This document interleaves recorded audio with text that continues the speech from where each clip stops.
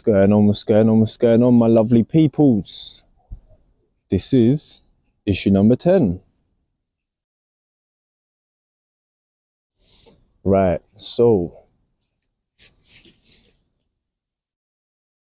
it's a landmark. We're in double digits, you know what I'm saying? It's a nice little milestone, this one.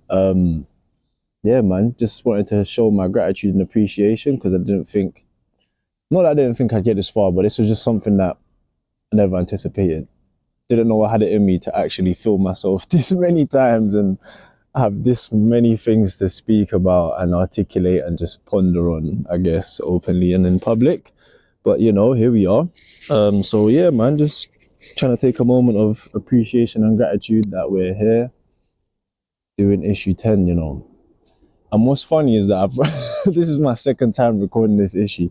So I did this a few days back at the house and some technical issues occurred, I will say. My mic switched off at one point, my camera turned off at one point because my alarm went off on my phone or whatever. And I thought to myself, you know what, like even though my mic turned off, it still picked up some audio, like burn it, I'm just gonna run with it because that was my issue 10, that was what I could give in that moment. But interestingly enough, I was listening to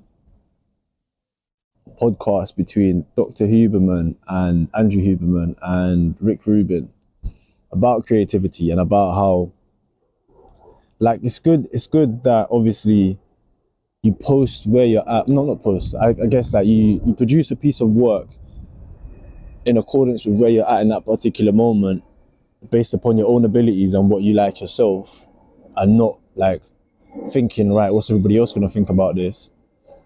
But like, it's also important that you're happy with yourself, with what you've produced, and you produce it to the best of your capabilities. And in a way, I wanted issue 10 to be outdoors in a park, in nice scenery like this. Oh, pardon me, sorry.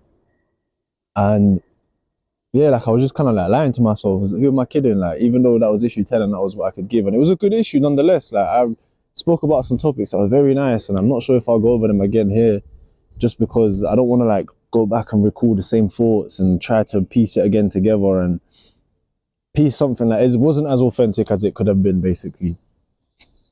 I thought to myself, it doesn't matter, I can deliver something else for issue 10.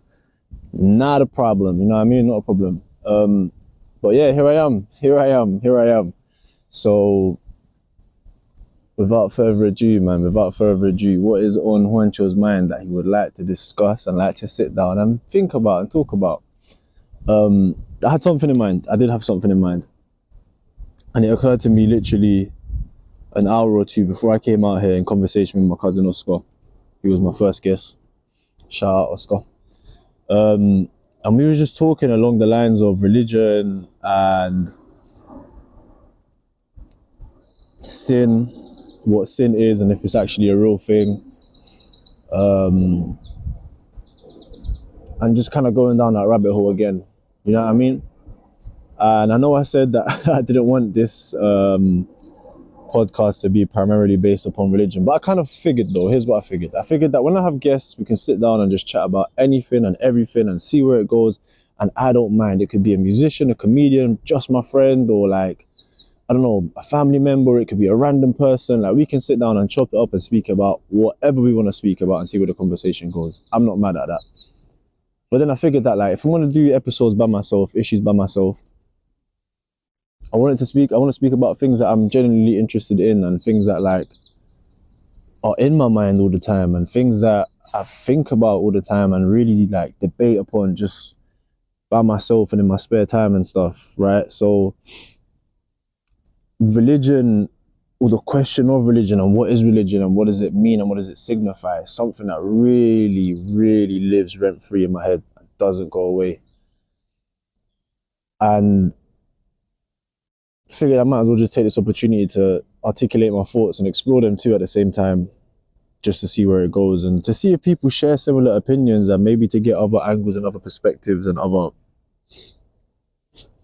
thoughts and ideas too, because it's important not just to live and swim in your own ones, although, you know, it is also good that you stand on your own 2 feet and you know the ground that you stand on. Stand on your own 2 feet and stand on your own piece of ground, piece of land. You know what I mean? Yeah. So what was I thinking about? What was I thinking about? Well, here was what I was thinking about when it comes to religion. And this was something that was playing in my head quite a lot, especially recently, is that I feel like we're missing the point with religion here a little bit. There's something more to what religion is supposed to be. I guess I'm taking this from the approach of reading the Bible. So let me rephrase that again. There's something about the Bible and our connection with God, or the mystery of God, and everything else that comes with it, that like we're just failing to see and failing to notice. There has to be something more than what we already know. Well, there definitely is something more than what we already know. But I feel like there's something beyond even what we don't know that we don't know. So there's two types of unknown, and this was something interesting that I found out listening to somebody else's podcast. There's the things that we know that we don't know, but there's the things that we don't know that we really don't know that we don't know. Some tongue twister. But grasp your head around the concept. So how can I better explain this to you? Let's use the context of sport, for example. If you play football, you might not know that 9 out of 10 times you'll put a penalty top bins. You know what I mean? You'll put it right in the corner. You might not know it because you haven't tried it, but you know that you don't know it, if that makes sense. But then there's the unknown that you're not even aware that you don't know of, which might be in relation to football and sport. Oof, who knows, bruv? Yeah, maybe that was a bad example. Still, I can't lie. Let me rewind and go back to see if there's another example of the unknown that you don't even know you don't know. Might be. It could. Here's something then. It could even be along the lines of one of your friends has done something that is just beyond the capacity of what you think you can do. Like, you don't even think my man's, like, I don't know, has the capability to do what he done. So you don't even know that he's done something that you don't know what he's done. Yeah, really trying to work my way around this. So that's an unknown that you don't even know you don't know. Whereas there could be a thing that your brethren, you consider him to be capable of doing, but you don't know if he has done it. So that's kind of like, nah, that's something he would do though. You know what I mean? So I don't know whether he'd do it, but I know that like there's a chance that he will. So that's an unknown that you do know. So there's two different ones. I don't know where I was coming with this point because I really like took my time to try to explain that. So I guess what I'm trying to get at here is that with the context of the Bible and God and everything else that entails it, there's some unknowns that I feel like we don't even know we don't know. Do you know what I mean? And I feel like religion tries to dance around all the knowns. Well, it doesn't dance around all the knowns. Religion uses the knowns and dances around the unknowns that we do know we don't know. And I feel like, especially now, because religion has been going on for such a long time, it's been like washed and morphed and misled in so many different directions, and we've ended up with what we have now, which for me personally, and this is just me personally speaking, I'm not trying to slander anybody's religion, because again, I understand that people understand life through that medium, and if it works for you because there's no other way you understand it, great, and keep doing it, because the chances are it probably makes you a good person. But for me, for my personal experience and from my understanding and how I like to understand things, it don't work for me, man, because the more I read the Bible, the more I see like how religion doesn't work for me and how it gets it wrong for me. You know what I mean? So the point I'm trying to get at is I really feel like there's something or I feel like God is so much more bigger and grandiose. So the idea of what God represents and everything else that comes with it is so much more bigger, and I don't know what the word might be, like a lot more complex than what we make it out to be. Like, I understand us as humans are so simple-minded, and we can only understand things in a simple way because we're simple people, you know what I mean? Simple creatures in comparison to like the things that we don't actually know. However, just because we understand things with such a simple mind, does that boil God down, or the idea of what God is and who he is and what he represents, to a simple answer, how we're told it is? I don't know, man. I really don't think so. Like, I don't think so, man. And I think to think of God as a mystical man up in the sky who I wouldn't necessarily say controls everything, but has our best interests in his heart, and that we should be serving or worshipping, even, because that's what I feel like a lot of religions tell you need to do. It don't sit right with me, man. I feel like there's a lot more to just that, and like avoiding religion or God or what the Bible tells you down to just that. And why do I think that? Why does that thought process approach my mind, and why does that, I don't know, like, just idea come to my mind? Well, God tells us he doesn't want to be worshipped. He wants us to do the things that are necessary, which in turn is how we should worship him. So that would be through your actions. Well, primarily through your actions. There's not really anything else to be said about that, because you are told to love God above all, and you're told to love your neighbor how you love yourself. And what does loving God mean? It means seeking him and finding him. And how do you seek and find him? Well, not by praying to him and just in vain repetition, repeating the same things and hoping that he gives you an answer.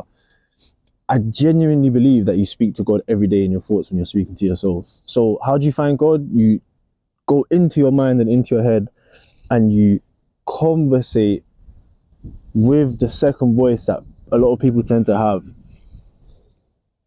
or that inner voice that people tend to have. You have a conversation with that voice. You converse, not conversate. It's not a word.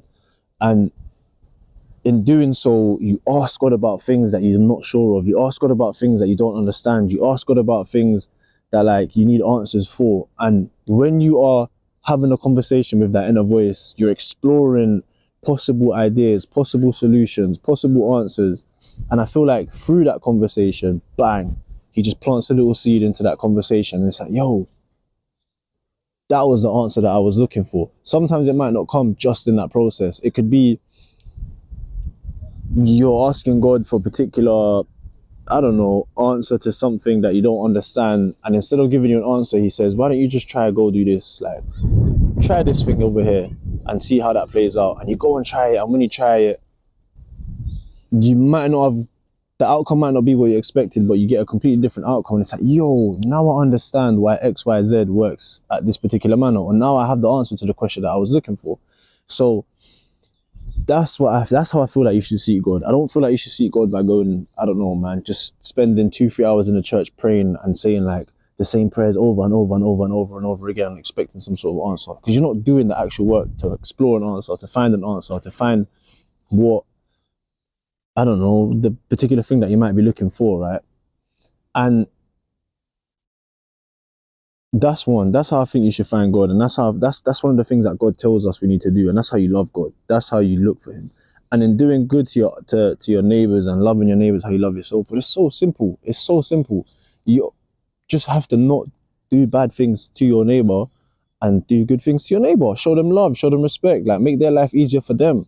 And do that to any capacity that you can do it at. So whether you're a good teacher, whether you're a good nurse, whether you're a good doctor, whether you are just an actual good neighbor that will give your neighbor the salt when they come knocking on your door and it's like, yo, I don't have salt, have you got some? You know what I mean? Or it could be something as simple as helping a nanny cross the road, helping, I don't know, someone's mum like take their grocery up the stairs into their house. Like these are ways that you serve your community and you serve like the people that are around you. And that's what God tells you to do. That's what he asks you to do. And these are simple things, but once you start doing them at a smaller scale, you can start scaling. And that's how people become musicians that spread good messages. That's how people become, I don't know, actors that stand for something positive. That's how people become, don't know, your Jordan Petersons of the world, your activists of the world, it could be like anyone. Do you know what I mean? Anyone. Because you're serving now on a global scale. You was able to do it from in such a small way that you've scaled it up, and now you're able to do it in such a grandiose way. So, like, why does this make me think that God is just so much more than what we imagine him to be, and like all that stuff? Well, I don't know, man, because I just get this feeling that there's just such more of a bigger picture than what we're told it actually is. We are told that God is God and he's just this man in the sky and that's which we're supposed to worship. But who actually is him, and why is it that we don't understand him? And why is it that he just has this different level of just intellectual capability that we can't have and can't understand? And again, I liken it to the idea that I've had, or that I think of, that us as a collective, humans as a collective, or just all living organisms as a collective, make one bigger collective. And then the bigger collective, which is Earth, along with all the other planets and like stars and whatever it is that's out there, form an even bigger collective. And maybe that even bigger collective with other collectives form an even bigger collective. And then that bigger collective forms a celestial being which you call God. So liken it to yourself. Boil it down to the absolute basics. You're a human, yeah? You're made of different components. So you got your skin, you got your bones, you got your muscles, you got your organs, yeah? And then what are those made out of? They're made out of cells. And what are your cells made out of? Well, they're made out of different elements and different atoms. And what are elements and atoms made out of? Well, they're made out of neurons, protons, electrons, I don't know, like ions. I don't know, man. I'm not a scientist. I don't know, but this is like my basic science and this is how I understand it. Right? So liken us to something like that. Does a neuron or a proton understand or have the capabilities as what a human does? No. But they form part of us though. So put ions and electrons and protons together and you form an atom. Maybe the electrons understand the atom the same way we understand the Earth, but not fully, but we understand most of it. And then you get your atoms and form them together, and then you get the components of a cell. And then you form those together, you get the components of a cell, and you get a cell. And now you put multiple cells together, and you might get tissue. Put tissue together, you might get muscle. Put muscle together with everything else, and now you get a human. So I liken us to be the same for God. So put a bunch of humans together, you get a collection of humans which you can call a population. Put multiple populations together, you get the world. Along with everything else, animals, the nature, the water, everything else that comes with it. Put a whole bunch of worlds together that circulate around the sun and you've got your solar system. Put a whole bunch of solar systems together, you get your galaxies. Put a whole bunch of galaxies together, you got your mega galaxies or whatever they're called. And put a whole bunch of those together and you just keep scaling until eventually maybe that's what God is, and that's what you reach God to be. But do I think that God is just like, I don't know, this mystical man in the sky that we should worship and all this sort of stuff? I don't know, I don't think so. I think rather it's the opposite. I think the same way electrons don't worship us, or atoms don't worship us, and our cells don't worship us, they carry out their jobs, we're supposed to do the same. Us as humans, instead of worshipping God, we're supposed to be here carrying out our jobs, and God gives us a guideline of how to do it. Do you know what I'm saying? So that's why I don't really see eye to eye religion, and I think God is just so much more than what religion is. Because religion, for me, the way I see it, paints this picture where it's like, come to church every Sunday, worship in church every Sunday, and I don't know, man, give up something for Lent for 40 days. And people tend to give up chocolate, I don't know, sex, they tend to give up alcohol, and for what? Because after the 40 days, you're going to go back and do it anyway. Do you know what I mean? Like, what good did that do to anyone, let alone yourself? Nothing. Probably, yeah, I don't know, man, not really much. And then they tell you, well, you need to pay like the church to come to church. And it's like, well, the Bible doesn't really say that I gotta buy my way into heaven. And the Bible doesn't say that I gotta pay for like all these sort of things. And in fact, it's supposed to be the other way around, where I'm supposed to give openly and freely. It just, you know what I mean? Like, it doesn't really make sense to me. I don't understand it and I don't see it. And again, I'm not slandering people's religions. I'm not. I'm just looking at it from my perspective and my point of view, and just why I don't see eye to eye with it and why it doesn't work with me. I really don't. And like, as much as it pains me to say this, and I'm sorry to my mom and my dad and my sister, because I know they're heavily Catholics, even with the Catholic Church, bro, I do not get it. I do not get it. They have the capability to end world hunger or end poverty. Like, on, if this planet was multiplied by like, I don't know, like 3 or something, they could do that 3 times. But for some reason, you go to your church and they're still asking you for donations. Make it make sense, bruv. And they say, give to the poor, like give what you have to like the people that are around you that are in need. Well, you not having abundance, bruv. Why are you not doing your part? And they might say, yeah, they are doing their part, though. They are in rural places of the world that people don't have, and they are still trying to give, but that's based off of other people's donations. Why not do it from your own back? Because the Bible clearly says in Mark 12, yeah, that the woman who gave her last penny to, I don't know, I can't remember what it was, to charity or the temple where it was, she gives more than the rich man who gives out of his abundance.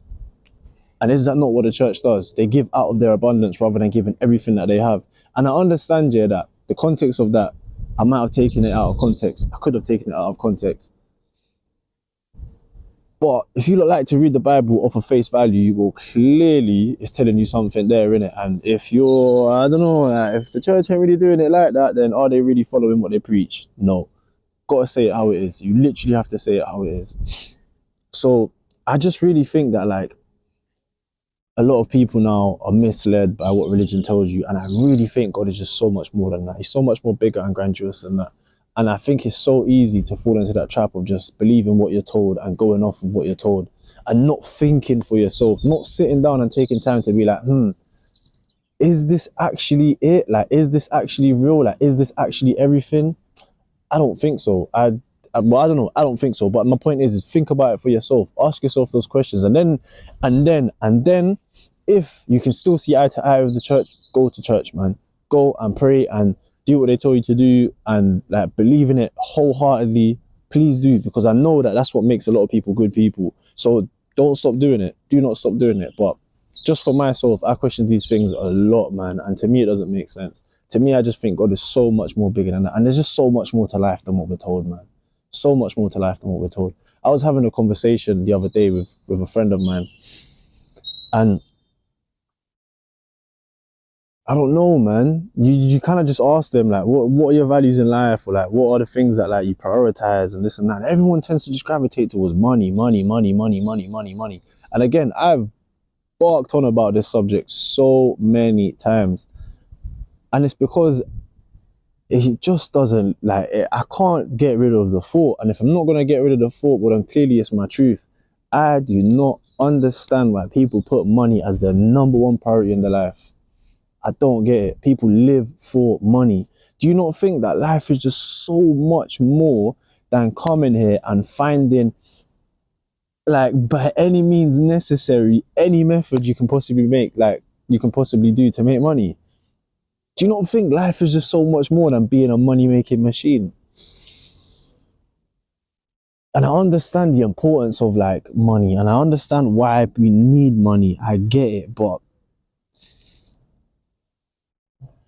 I just think life is just so much more than that, man. I really do. Like, people forget that we are here to serve a bigger purpose. That's why I think God is so grandiose and way more grandiose than what we're told he is. Like, we're here to serve a bigger purpose. As a collective, we should be moving forward and doing greater things. But we're held back and we're tethered to idleness by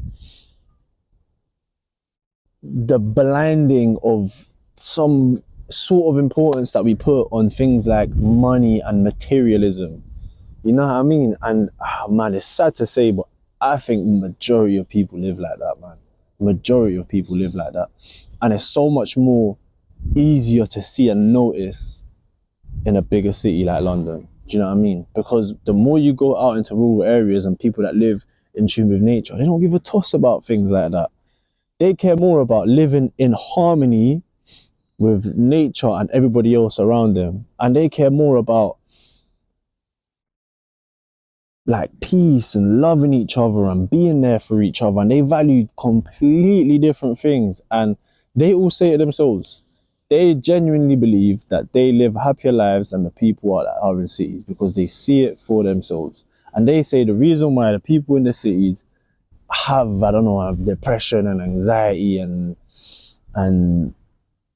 all these issues and blah, blah, blah is because you're just fixated on the wrong things in life, man. You let other things determine your life that you really shouldn't, like money or materialism. You know what I mean? And it's true because it's been recorded and it's been like observed that you take a man from a city outside of the city into nature, and they don't want to come back. You know what I mean? They don't want to go back to the city, like majority of the time. But you take a tribesman out of his tribe into the city, they want to get the hell out of that city, be done with it, and go back to their tribe. Ask yourself why that is. Ask yourself why that is.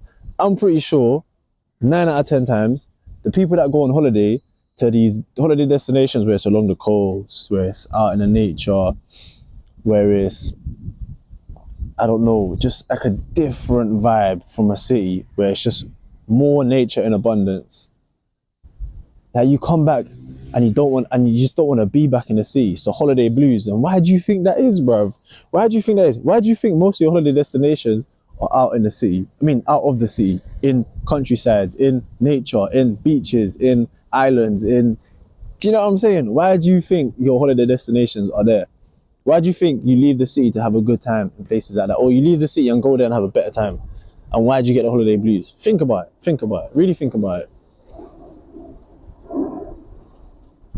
I don't know, man. I don't know. And there was another interesting thing as well that they touched they Dr. Andrew Huberman and Rick Rubin touched upon in their podcast too, which really had me thinking. And it came from exploring Rick Rubin's interest in wrestling, pro wrestling, and the reason for that, the reason for why he likes it and so many people like it, even though they know that it's scripted, or not scripted but predetermined. And I found it so interesting, like the things that he was saying about it. And it really had me thinking, not about wrestling, but about the world and about thoughts that I used to have as a kid, man. And here's the reason for why people, especially like Rick Rubin, enjoy wrestling. And I apologize if I butcher it completely, but at least go listen to the podcast yourself and you'll understand it too. But it's along the lines of,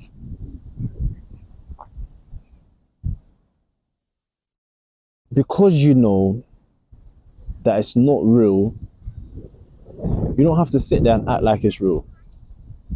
Like, you know what you're there for. Do you know what I mean? Like, you know you are there to witness a performance, an act, yeah, that's predetermined, and they tell you this, so it's not a lie, yeah, because this is what you're buying into.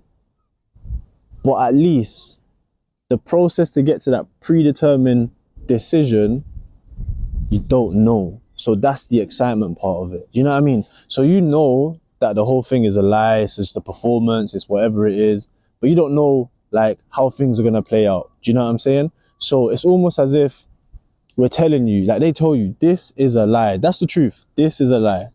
Everything's predetermined, but just come and watch it anyway. It's entertainment. And they love it. They go there and they absolutely love it. And they have such a good time. They have a blast and it's compelling. Like the energy's great and blah, blah, blah, blah, blah. And then Rick Rubin said to me, or not said to me, he said in the podcast and it spoke to me that life is similar. Life is just people performing. It's people putting on a show. It's people acting like they know what they are doing and what this all means, yeah?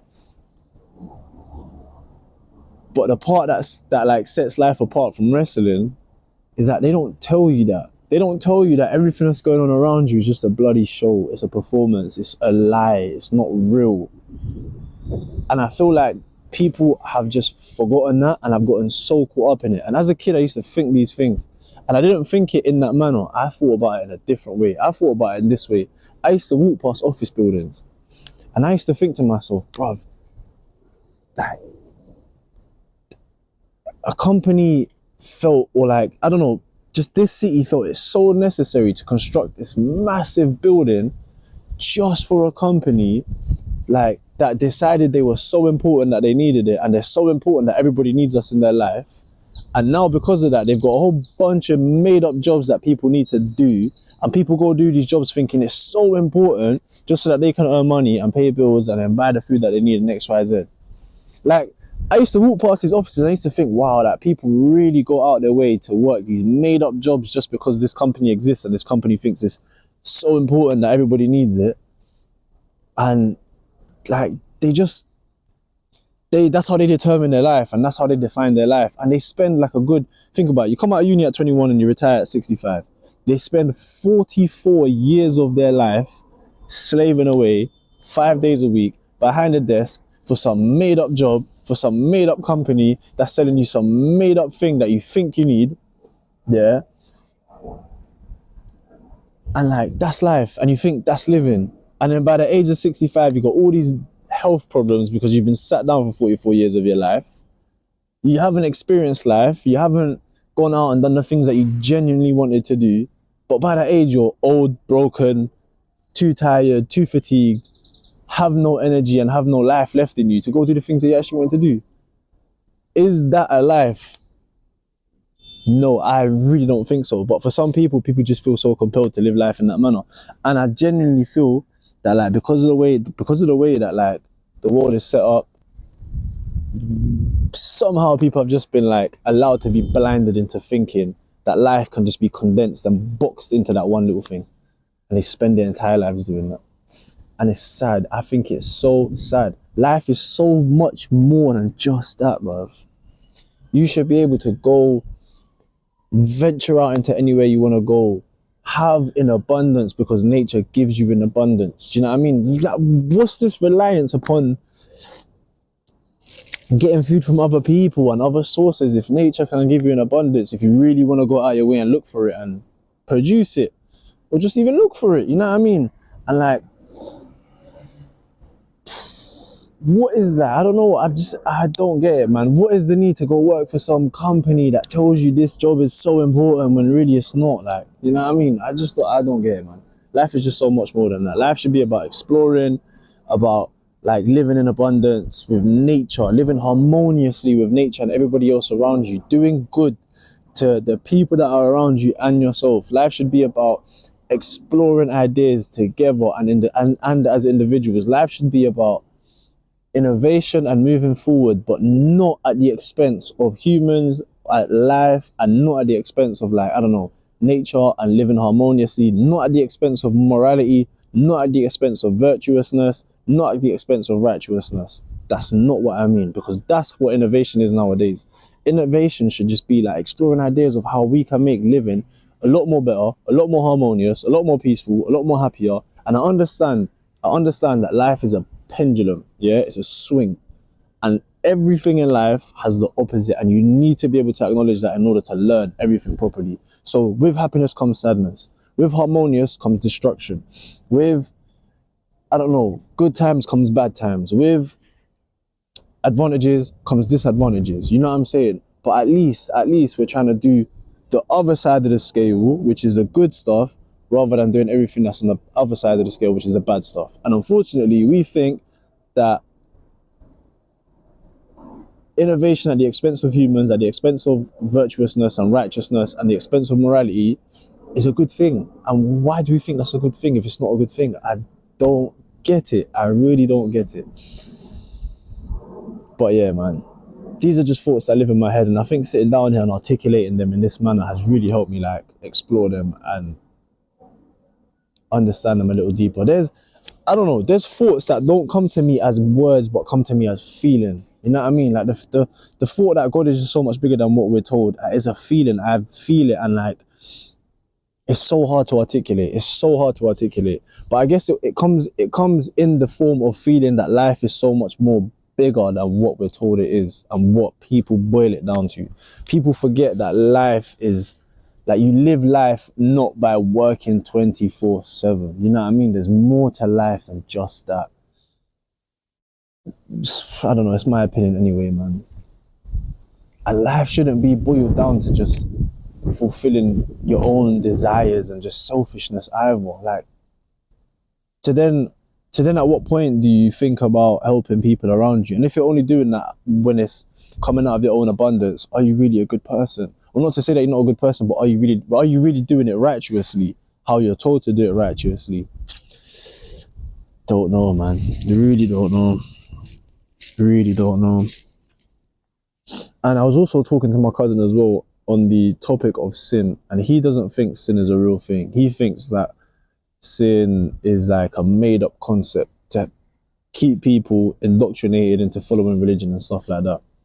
And I understand his point of view, I really do. But I've told him myself that I don't see eye to eye with it, and I can't see eye to eye with it. And I bring it up and I talk about it because it forms part of this like next kind of idea and topic that I want to explore. And if sin isn't a real thing, and if like I guess you can define sin as doing bad. No, you can define sin as doing bad, knowing that what you're doing is bad and still choosing to do it. Because you can do bad and not know that what you're doing is bad. And are you actually sinning then? I don't know, and I don't think the Bible defines that as sin. The Bible tells you that you're going to get things wrong. The Bible tells you that you're going to make mistakes. The Bible tells you that you are imperfect. So I don't think that is a sin. God tells you that that's fine. If you do that, it's fine. Just be aware, take notice or take note, analyze, look at what you did that was wrong and don't do it again. Sin is doing it again, knowing that what you're doing is bad. So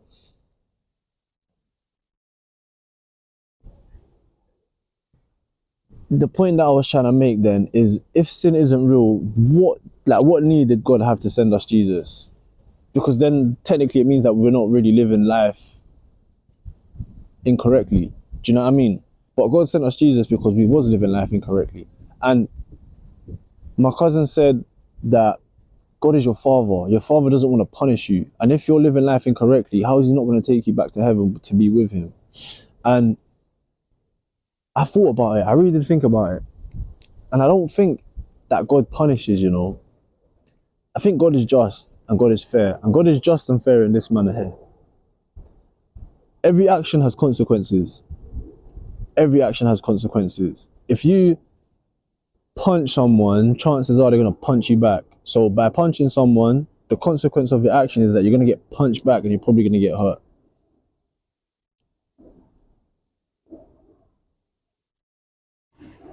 Another action, you help a lady cross the road who's carrying heavy bags and can't bear the weight. Your action is good. The consequence to your action, well, it's not for you because that's not what service is. The consequence to your action is that you've made a little old lady's life that a little bit more easier. So now she can actually just relax a little bit whilst crossing the road, do it properly, get home nice and safe without having to feel so tired and fatigued. And when she's at home, she's got the energy to put her food away and cook a nice little meal for herself. It's a good consequence. So God doesn't punish the same way. If I'm a father and I see my son doing wrong or my daughter doing wrong, it's hard to say that I wouldn't want to punish them, but I think the appropriate method is to discipline them. Let them know that what they're doing is wrong and show them the right things to do. Do you know what I mean? I think what God does in being fair and being just is letting you choose your own actions and letting the consequences of your actions occur to you freely. Because he is not gonna, like, if you punch someone in the face, he's not gonna stop that person from punching you back. You took it upon yourself to do that, bruv. So you're gonna have to bear the consequences of your actions. So I genuinely do believe that sin is real. I genuinely do believe that we should not be doing wrong harmfully. Sorry, we should not be doing harm or wrong to anybody willingly, like knowing that what we're doing is wrong and choosing to still do it. I genuinely don't believe we should be doing that because God sent us his son, Jesus, to show us how to live life because people was getting it wrong and people was forgetting. This is a good point my cousin made. He also sent us Jesus because people forgot what living life was. And you look around yourself today, bro. If you step outside and have a look at what people are doing and how they actually live their life and what they live their life for, and tell me they haven't forgotten what life is. Tell me. Bruv. It's scary, man. It is scary. It is so scary. So I do think sin is real, man. And I really think that it's our job as humans on this earth whilst we're here to just stay away as much as possible. Don't do harm to nobody, bro. Do right by your neighbor. Love everybody else that's around you, man. And just give in abundance, bro. And do that with every little inch of your life, man. Every inch of your life. And maybe, just maybe, you will find that like your life starts to fix itself nicely. You will start receiving things in abundance. You will start getting your blessings that you've been craving and you've been wanting. Why? Because you're helping other people and you're being good to everybody else around you, and you're doing that with every inch of your life, man. Every inch of your life. Try it, man. Think about it. If you've been living in this particular manner for your whole life and things ain't working for you, the definition of insanity that Albert Einstein gave us is doing the same thing over and over and over and over and over again and expecting different results. So you can't expect different results doing the same things. You might as well try something new, man. Try something new and give that a go. See how it works for yourself, innit? You might find that things work out better. And you might find that you have a different angle and perspective on life now. And the things that you wanted to do before, maybe you don't want to do them no more. You know what I mean? Maybe you don't want to do them no more. And there's an interesting thing as well, coming from Jordan Peterson, who's a clinical psychologist who studies human behavior, that people who are so fixated on themselves are the ones who tend to be the most like depressed and anxious and like, you know what I mean? Tend to be the ones that kind of go down that avenue of life. And actually, yeah, anxiety and depression and like all those mental health, so quite a lot of them can be alleviated, and they can be taken away from you gradually and bit by bit by forgetting about serving yourself and yourself only and serving the people that are around you. It works the same way in conversation with somebody else or approaching somebody you don't know. You and that person are in the same boat. You might be so nervous to speak to that person, and that person likewise might be so nervous to speak to you. And if you go over there thinking solely about yourself, you carry that nervousness with you, you probably bottle it completely, and you probably won't have a conversation that you was after. However, you go to that person and you primarily focus on calming down the tension, making that person feel at ease and making that person feel comfortable that they can talk to you, you will experience a different approach, a much better conversation. You'll probably have a better time with that person, getting to know that person, and it will just be so much more easier, and you'll forget about your own nervousness, you'll forget about your own anxiousness when it comes to approaching that person. So life works in a similar way. Like everything is just like a magnification of all these concepts, and that's how it works. You know what I mean? So if you've like spent a lot of your life primarily focusing on your own selfish desires and your own personal needs and your own personal wants because that's what you think is important, and it's led you down a path of anxiety, stress, depression, or whatever it might be, try something new, man. Try focusing your life outwards to help other people instead. You know what I mean? To like help your neighbor, help your mother, help your brother, help your sister, help, I don't know, whoever it might be, and see then if life kind of turns out a bit differently for you. You stay away from sin, you won't be sinning no more, and that's what God compels you to do, bruv. And that for me is what serving God is, bruv. You're doing it by action. Everything is done by action. Everything is defined by action. Words are only a mere tool to just express like thought and action. Action is what defines a person, bruv. You know what I'm saying? So choose your actions wisely, man. Choose your actions wisely. I honestly believe that, man. Genuinely believe that. So that is my Saturday midday rant, you know. My goodness. Did not expect issue 10 to come down this way, bro. Did not expect issue 10 to come down this way. That felt like, oof, I don't know. Speaking about that, felt like some preacher, or like, I don't know, something just took over and just allowed me to express those thoughts and feelings, man. But that's something that lives in my mind rent free. I think it's so scary to think that like most people that live in this city are here living and giving their entire lives to something called like money. How can you give your entire life to money? How can you give your entire life and devote the majority of your time that you spend about money? Like, if there's one thing we have to boil it down to, it's literally that.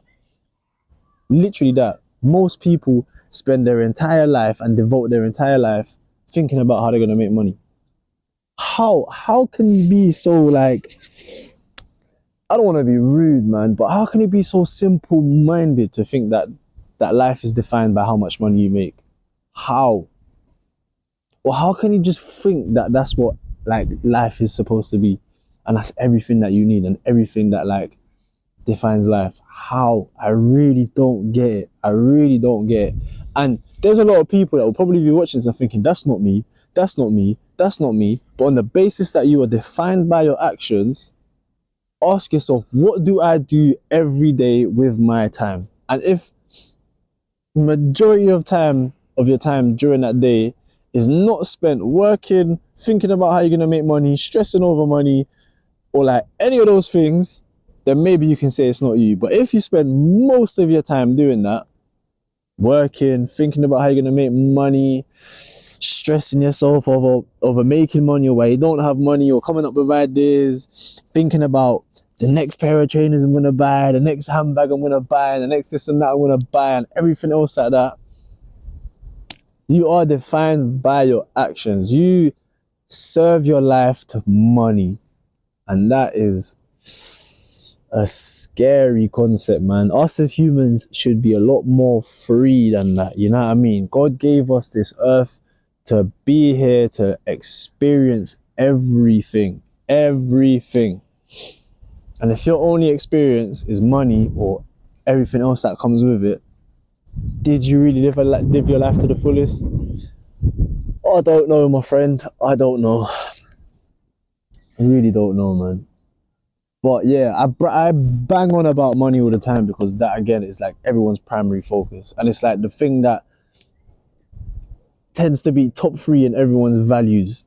Top 3, top 2, if not number 1 in everyone's value in life. Everyone's value in life, whether they tell you that or not. And to me, that's scary, man. That is scary, bro. Because it makes you selfish. It only allows you to think about yourself. It can make you overlook morality. It can make you overlook your righteousness, your virtues. It can make you overlook other aspects of life and blind you to what life can really be, man. And this is why I told you, I think God is so much more than just these things, bro. Because you can't just give your life to God an hour a week on Sunday at mass, or an hour a day going to church every day, thinking that what you're doing is, it's the right sacrifice and this is what I got to do to earn eternal life, bro. You got to live the life God tells you to live, day in, day out, non-stop. And read the Bible, and don't just take it for surface, or like, don't just take it for face value. Ask yourself, what do these things actually mean, fam? And you will come to find that serving God and living how God tells you need to be living is completely different than what you were told in church, than what you think you know, than what other people tell you that you need to be doing, and how you're currently living your life right now. And I guarantee life will become so much more better as well. Not to say that like my life is great and like my life is so good and it's better than everybody else's. It's not. I'm a human. I live the same experiences as everybody else. I laugh, I cry, I smile, I frown, I bicker, but I also embrace. I'm grateful. I'm also ungrateful. Like I'm a human. I live, experience everything how everyone else does. But my difference is that I feel a lot more free and liberal, because I don't live a life in constraint towards one materialistic thing that everybody else craves. I don't care. I don't care about it. I really don't care about it. I'd rather be doing things that I enjoy. I'd rather be sitting down on this wooden bench or wooden pallet even in front of my camera, voicing my opinions and voicing, like, I don't know, my thoughts and my ideas. I'd rather be doing this with another person and exploring with them and talking to them. I love, like, at the moment, rolling around doing BJJ. I'ma go do it. You know what I mean? I like going to the gym and doing exercising. I like doing yoga. I don't know, like reading the Bible and exploring these things. I like sitting down in my room, in silence, in my own mind, exploring my own thoughts. I devote more of my time doing those things than I do working. And do I care about my job? I care more in my job helping my bosses than I do about earning money, fam. I go to work thinking I'm here because I'm trying to help my bosses. I'm trying to make their life that little bit more easier for them. And anything else that I can do extra for them, then I might just do it for them. You know what I mean? Because I want to make their life easier for them. And the money that they give me, I'm grateful for because it allows me to do certain things. That's why I told you, money is a tool, but it's not everything, man. It's not everything. Are there days where I might not enjoy my job? Yeah, 100%. Like, I sometimes struggle to wake up at 3 in the morning and get in for 4 in the morning. I do. There's days where I wake up tired. There's days where it's pissing it down raining and I got to cycle to work. Who enjoys cycling in the rain? No one. But that's only like a small percentage of the vast amount of time that like I've been doing it for. So do I enjoy my job? Yes, I do, because I know what I'm doing it for. Not because I'm trying to earn as much money as I possibly can, but because I'm trying to help people out, man. It's a family run business and like, I don't know, they've got things that like they need to pay for, like they're also serving their community and helping everybody else around them. So why, and like they have the right sort of values and the right virtues and they stand for the right things. So why am I not gonna go help them? I care more about helping them than anything else. So fortunate enough, I'm blessed, you know what I mean? And they're blessed too, and like everything works so much more cohesively. And that's how I think we should be living. That's how I think we should be living. I think if you do think to yourself that like my calling is just to be a good employee, be a good employee, but be mindful of the people that you work for and be mindful of the jobs that you do. And do it not because they're gonna pay you the most, but do it because these are the people that I want to help. You know what I'm saying? These are the people that I want to help. So it's changing your mindset and orientating like your values and the things that you actually stand for. And maybe you'll find that in living life in that manner and approaching life in that manner, things just turn out so much more differently and so much more better, man. So yeah, we'll call it there, innit? That's issue 10. That's powerful rant, that one, boy. Powerful exploration of thoughts, man. I really felt that one in the chest, you know what I'm saying? Really did. So yeah, man, I think take these things into consideration at the very least. Don't take it from me either. Just experience it for yourself and see where these things take you and see where these things go. Explore your thoughts, man. Be honest with yourself about what you think about and what you tell yourself you actually want to do. Because I think 9 out of 10 times, what you actually want to do isn't what you're currently doing right now. So explore that, man. Go for it and do it and see where it takes you, bruv. Don't fear the unknown because you don't know it. Just the whole adventure of life is figuring out things that like you don't know. You know what I mean? The whole adventure of life is going places that you've never been before. If you're just doing the same thing over and over and over and over again, it becomes boring and mundane. It becomes dull. It becomes, I don't know, man. It just doesn't become as thrilling and as exciting as it was the first time round. So explore, man. Like really do the things that you want to do, bruv. Like, I don't know. You might end up finding that you're just some genius or some wizard at something else that you had no clue, fam. But yeah, don't take that from me, innit? Don't take that from me. Experience it for yourself and see how it goes, man. But yeah, issue 10.